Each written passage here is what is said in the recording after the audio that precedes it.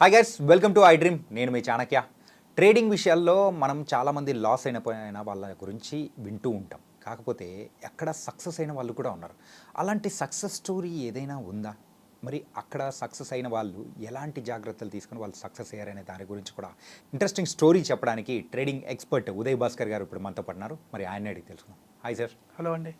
Sir, ట్రేడింగ్లో amount కోల్పోయిన వాళ్ళ గురించి మనం బోల్డ్ ఎన్నిసార్లు వింటూ ఉంటాం. మనం ప్రీవియస్ వీడియోస్లో కూడా మనం చెప్పుకున్నాం. ఏంటంటే సో మా బాబాయ్ వాళ్ళ ఫ్రెండ్స్ లేకపోతే వాళ్ళు వీళ్ళు ఎదిరింటి వాళ్ళు అని చెప్పేసి అంటుంటారు. కాకపోతే సక్సెస్ అయిన వాళ్ళ గురించి చెప్పుకోవడం మాత్రం చాలా తక్కువ ఉంటుంది. కరెక్ట్. సో అలా సక్సెస్ స్టోరీస్ మీ దగ్గర ఎవరైనా ఉన్నారా? రైట్. సో ఒక normal trader success story please దాని గురించి మా ప్రేక్షకులకు చెప్పారంటే బాగుంటుంది. షూర్ అండి. చాలా న్యూ క్వశ్చన్ మీరు అడిగారు. ఎప్పుడు ఫెయిల్యూర్స్ గురించి వినడం కూడా మైండ్కి మంచిది కాదు. Let's listen a successful and interesting story. ప్రతి సీన్ క్లైమాక్స్లో ఉండే story. So let's get it అండి.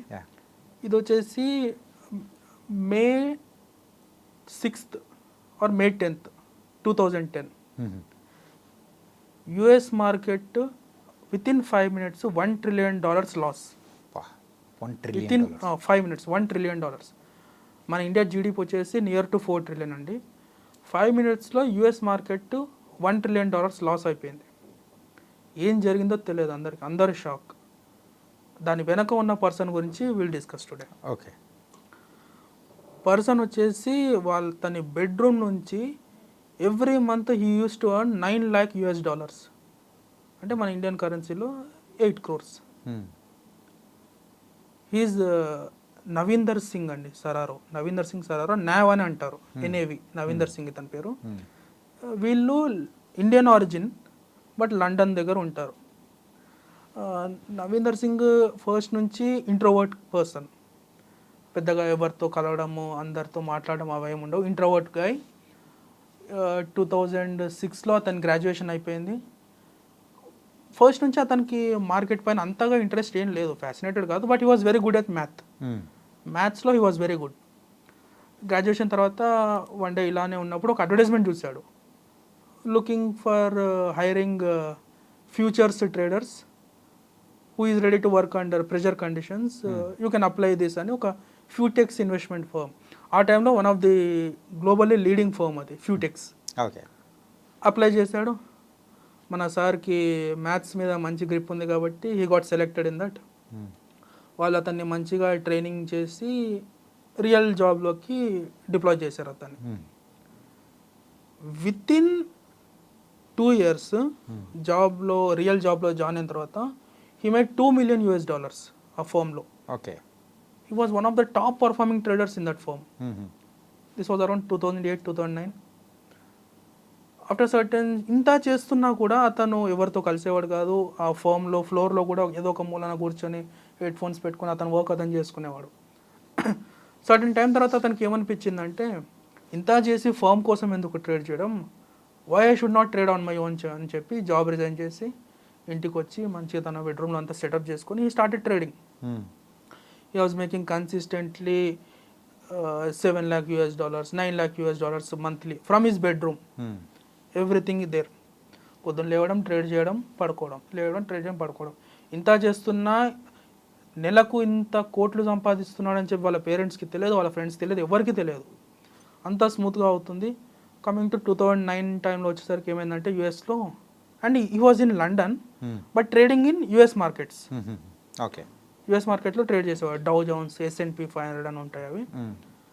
సో 2009-2010 టైంలో ఏమైందంటే హెచ్ఎఫ్టీ ట్రేడింగ్ అనేది స్టార్ట్ అయింది యూఎస్లో. High frequency trading. అంటే జనరల్గా మనం ఏం చేస్తాము, 1-2,000 క్వాంటిటీ ఆఫ్ స్టాక్స్ కొనడం, అమ్మడం చేస్తుంటాం. హెచ్ఎఫ్టీ అంటే హై ఫ్రీక్వెన్సీ ట్రేడింగ్. కొన్ని లక్షల్లో ఆర్డర్స్ వాళ్ళు ఇన్స్టెంట్గా బై చేయడం, సెల్ చేయడం, బై చేయడం, సెల్ చేయడం అయిపోతుంది స్ప్లిట్ సెకండ్లో. Buy, small profit, exit. HFT trading ఇది. It is completely run by algorithm, అంటే సాఫ్ట్వేర్. ఓకే. సాఫ్ట్వేర్తో ట్రేడింగ్ అనేది స్టార్ట్ అయింది యూఎస్లో ఆ టైంలో 9-10లో. ఇతని స్ట్రాటజీ ఏదైతే ఉందో, this was getting disturbed by this algo HFT trading. అంటే ఇతనికి ఎక్కువ ప్రాఫిట్స్ రావట్లేదు నవీందర్ సింగ్కి ఈ హెచ్ఎఫ్టీ ట్రేడింగ్ వల్ల. Okay. So he was feeling low, profits రావట్లేదు అని చెప్పి కొంచెం లో అవుతున్నాడు. బట్ అతని స్ట్రాటజీ మాత్రం మానుకోలేదు, అతను సేమ్ స్ట్రాటజీతో ఉన్నాడు. ఆఫ్టర్ సర్టెన్ టైం అతనికి ఏమనిపించిందంటే నేను వీళ్ళని కౌంటర్ ఎందుకు చేయొద్దు అని ఏం చేశాడు, అతను మిలియన్స్ ఆఫ్ ఆర్డర్స్ పంపించేవాడు. అతను బై చేస్తున్నట్టు జస్ట్ ఆర్డర్ పంపించేవాడు, అది ఎగ్జిక్యూట్ అయ్యి ట్రేడ్ స్టార్ట్ అయ్యే లోపు మళ్ళీ క్యాన్సిల్ చేసేవాడు అతను నవీందర్ సింగ్. అండ్ ఇప్పటికే సార్ వచ్చేసి ఒక $5 million ప్రాఫిట్స్ తీసేసుకున్నాడు టిల్ నౌ. 2010 ముందే ఆర్డర్స్ పంపించడం, క్యాన్సిల్ చేయడం. హెచ్ఎఫ్టీస్ ఏమో బై చేస్తాయి, మన వాళ్ళు ఏమో సెల్ చేస్తారు. హెచ్ఎఫ్టీస్ లాస్ట్లో వెళ్ళిపోతున్నాయి, ఇతను ప్రాఫిట్స్ సంపాదిస్తున్నాడు. ఓకే, ఇది కంటిన్యూస్గా జరుగుతుంది. యూఎస్లో ఉన్న పెద్ద పెద్ద వాళ్ళకి అర్థం కాలేదు అసలు ఏమవుతుంది, హెచ్ఎఫ్టీస్ ఎందుకు ఫెయిల్ అవుతున్నాయి అని. ఆఫ్టర్ సర్టెన్ టైం ఏమైంది, ఇతను చేసేది హెచ్ఎఫ్టీస్ వాళ్ళకి అర్థం అవ్వట్లేదు, హెచ్ఎఫ్టీస్కి రావాల్సిన ప్రాఫిట్స్ అని ఇతను తీసేసుకుంటున్నాడు. ఇట్లా చేస్తూ చేస్తూ ఏమైందంటే ఇట్లా ఆర్డర్స్ పంపించడం, అది ఎగ్జిక్యూట్ అయ్యేలోపు క్యాన్సిల్ చేయడం. Coming to the date of May 6th అనుకుంటా 2010 మన సార్ వచ్చేసి ట్రేడింగ్ స్టార్ట్ చేశాడు. ఇంతకుముందే 2008లో ఫైనాన్షియల్ క్రైసిస్ వచ్చింది ఆల్ ఓవర్ ద వరల్డ్. అప్పుడు ఏమైందంటే పెద్ద పెద్ద కంపెనీస్ పెన్నీస్కి ట్రేడ్ అవ్వడం స్టార్ట్ అయ్యాయి. గూగుల్, మైక్రోసాఫ్ట్ లాంటివి అంత పెద్ద కంపెనీస్ చాలా చీప్ రేట్కి ట్రేడ్ అవుతున్నాయి మార్కెట్లో. నవీందర్ సింగ్కి ఏమనిపించిందంటే ఓకే క్రైసిస్ అయితే ఉంది మార్కెట్లో, బట్ ఫ్యూచర్ బాగుంటుందని చెప్పి తక్కువ రేట్కి అన్నీ కొనడం స్టార్ట్ చేశాడు. Very next week US government నుంచి బెయిల్అవుట్ అనేది వచ్చేసింది $900 million. అంటే వాళ్ళు రిలీఫ్ ప్యాకేజ్ ఇచ్చారు. బాటమ్ నుంచి మార్కెట్ బౌన్స్ బ్యాక్ అయింది. ఓకే, ఈ బౌన్స్ అవ్వకముందే అతను కొని పెట్టుకున్నాడు కాబట్టి ఎనార్మస్ ప్రాఫిట్ వచ్చేసింది అతనికి ఈ బౌన్స్ బ్యాక్లో. అప్పుడు ఈ రియలైజ్డ్కి నేను I should make huge money in this market. నేను ఏదో చిన్న గేమ్ ఆడడానికి రాలేదు ఈ మార్కెట్కి, I should make huge money from this market అని డిసైడ్ అయ్యి అతను చేసే ట్రేడింగ్ని ఏదైతే ఆర్డర్స్ పంపించడం, క్యాన్సిల్ చేసేది ఏదైతే ఉందో అది ఇంకా ఎక్స్ట్రీమ్కి తీసుకెళ్ళిపోయాడు. 2008లో అతనికి బాగా ప్రాఫిట్స్ వచ్చిన తర్వాత 2010లో ఒకరోజు ఏమవుతుందంటే సార్ ఇట్లా పొద్దున్న లేచి ట్రేడింగ్ స్టార్ట్ చేశాడు. ఒక మంచి సెటప్ దొరికింది, మంచి స్ట్రాటజీ అతనిది. ఆర్డర్స్ పంపించడం, ఎగ్జిక్యూట్ అయ్యేలోపు క్యాన్సిల్ చేయడం, ప్రాఫిట్ తీసుకోవడం చేశాడు. ఆ రోజు ఎంతో కొంత ప్రాఫిట్ వచ్చింది. కింద నుంచి వాళ్ళ మదర్ పిలిచారు డిన్నర్కి సంథింగ్ అనుకోండి. ఇతను ఏం చేశాడు, అన్ని ఆర్డర్స్ ఒకేసారి క్యాన్సిల్ చేసి వెళ్ళిపోయాడు కిందకి. డిన్నర్ అయింది, వచ్చింది పైకి వచ్చేసేసరికి US market is down by 6% in the span of 5 minutes. అంటే యూఎస్లో టైం సమ్వేర్ అరౌండ్ 2:30, 2:40 అవుతుంది ఆ టైంలో. ఓకే, జస్ట్ ఇమాజిన్ అండి, మన ఇండియన్ ఎకానమీలో 25% ఒక 5 minutesలో ఎగిరిపోతే ఎలా ఉంటుంది. Complete US markets in chaos ఒక 5 minutesకి. అసలు ఏం న్యూస్ లేదు, ఏం లేదు, కంప్లీట్ కేయాస్. ప్రతి స్టాక్ ఫాలో అవుతుంది. ఎందుకు రీజన్ అనేది ఎవరికి తెలియదు, ఏం న్యూస్ లేదు, ఏం రీజన్ లేదు. కాబట్టి మళ్ళీ బౌన్స్ బ్యాక్ అయిపోయింది in the span of 5 to 10 minutesలో. ఈ లోపల మన నవీందర్ సింగ్ డిన్నర్ లంచ్ చేసి పైకి వచ్చేసాడు.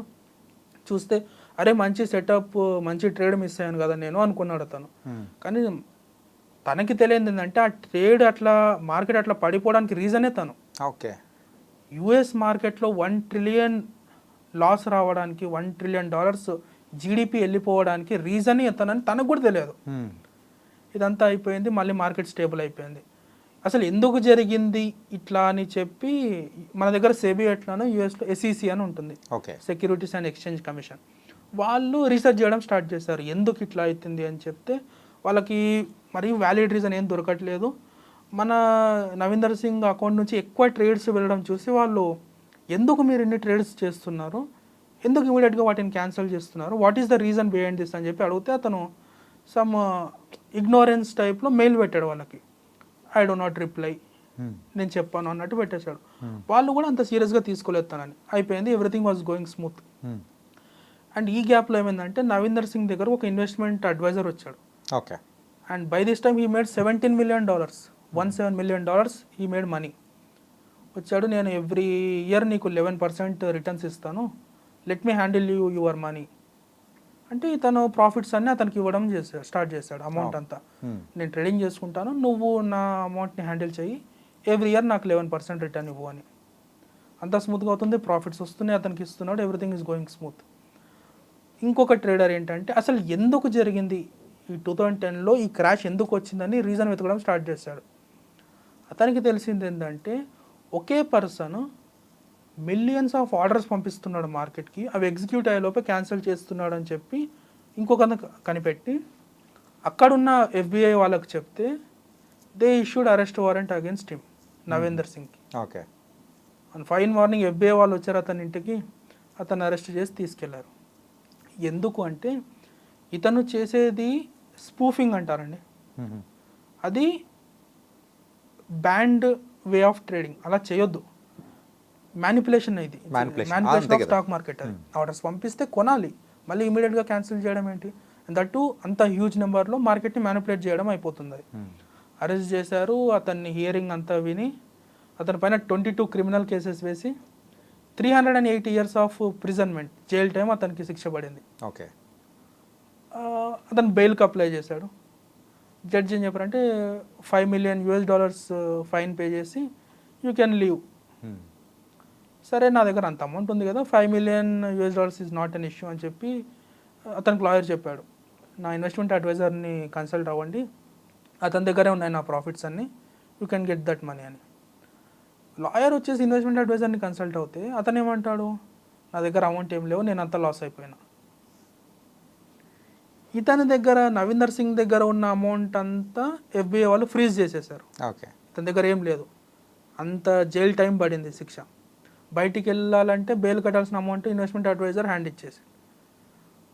ఇదంతా వాళ్ళకి FBI వాళ్ళకి చెప్తే వాళ్ళకి అర్థమైందంటే ఇతని దగ్గర నిజంగానే మనీ ఏం లేవు, ఇన్వెస్ట్మెంట్ అడ్వైజర్ ఇతన్ని లాస్ చేశాడు అని చెప్పి వాళ్ళు ఆ $5 million ఫైన్ని $50,000కి తీసుకొస్తే వాళ్ళ ఫాదర్, నవీందర్ సింగ్ వాళ్ళ ఫాదర్, వాళ్ళ ఇల్లు తాకట్టు పెట్టి ఏదో చేసి అమౌంట్ తెచ్చి ఇచ్చేసి జైలు నుంచి బెయిల్ తీసుకున్నాడు.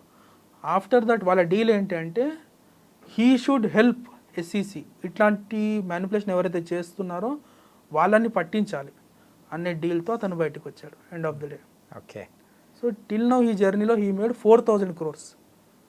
ఆ టైంలో స్పూఫింగ్ చేస్తూ he earned 4,000 crores from his bedroom. Okay. ఇట్లా అతను still he's working with SEC. What was nice sir. ఏంటంటే చాలా ఇంట్రెస్టింగ్ స్టోరీ. ఆ ట్విస్ట్ అండ్ టర్న్స్ అనేది మీరు స్టార్టింగ్లో ఉంటే కొంచెం ఎగ్జాచురేషన్ అని అనుకున్నా కానీ బట్ నిజంగా that was a very good thing. ఇది ఒక సక్సెస్ స్టోరీగా చెప్పాలో లేకపోతే ఒక ఫెయిల్యూర్ స్టోరీగా చెప్పాలో అర్థం కావట్లేదు. ఎందుకంటే సో అక్కడ వాడు ఎర్న్ చేసుకున్న 4,000 crores అనేది ఎర్న్ చేశాడు, కాకపోతే అది వాడి దగ్గర లేదు. It's completely freezing. సో ఒకవేళ ఎవరైతే అంటే ట్రేడింగ్ చేసిన తర్వాత అమౌంట్ ఉండి తను ఖర్చు పెట్టుకుంటూ ముందుకెళ్తున్నాడు అంటే ఈజ్ ఎ సక్సెస్ మ్యాన్ అనుకోవచ్చు. కాకపోతే ఇప్పుడు తర్వాత దానికి కాంపెన్సేటెడ్గా మనోడికి ఏమి ఇచ్చారు, ఓ జాబ్ అనేది ఇచ్చేసి it's gone. So it was a different thing. It's a story, అంతే, ట్విస్ట్ అండ్ టర్న్స్. సో ఒక రూమర్ కూడా ఏంటంటే ఆ ఇన్వెస్ట్మెంట్ అడ్వైజర్ మన నవీందర్ సింగ్ కలిసే వాళ్ళని అట్లా లాస్ అయిపోయిందని చెప్పారు, వాళ్ళ దగ్గర అమౌంట్ ఇంకా ఉంది అనేది it's a rumour.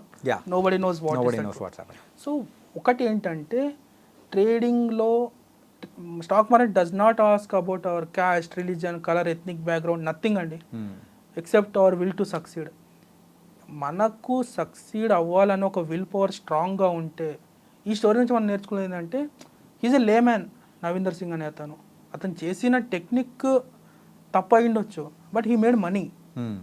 So potential చూడండి, you can make money if you are hard enough, if you are willing to.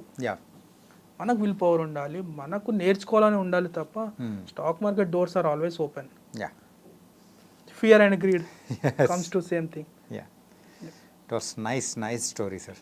చాలా అంటే ఇందులోంచి నేర్చుకోవాల్సిన పాఠాలు కూడా బోల్డ్ అని ఉన్నాయి. చాలా చక్కగా వివరించారు. So thank you so much. Thank you. So guys, మరి స్టాక్ మార్కెట్లో ఒక ఇంట్రెస్టింగ్ స్టోరీ గురించి, అది కూడా రవీందర్ సింగ్ గురించి, తను చేసిన స్టాక్ మార్కెటింగ్, ఆ ట్రేడింగ్ విధానం అనేది ఎలా చేశాడు, ఏంటి, ఫైనల్గా ఎన్ని ట్విస్ట్ అండ్ టర్న్స్ ద్వారా ఎండ్ అయింది అనేది కూడా ఉదయ్ భాస్కర్ గారు చాలా చక్కగా వివరించారు. మరో ఇంటర్వ్యూతో మళ్ళీ కలుద్దాం. అంతవరకు take care. This is your Chanakya.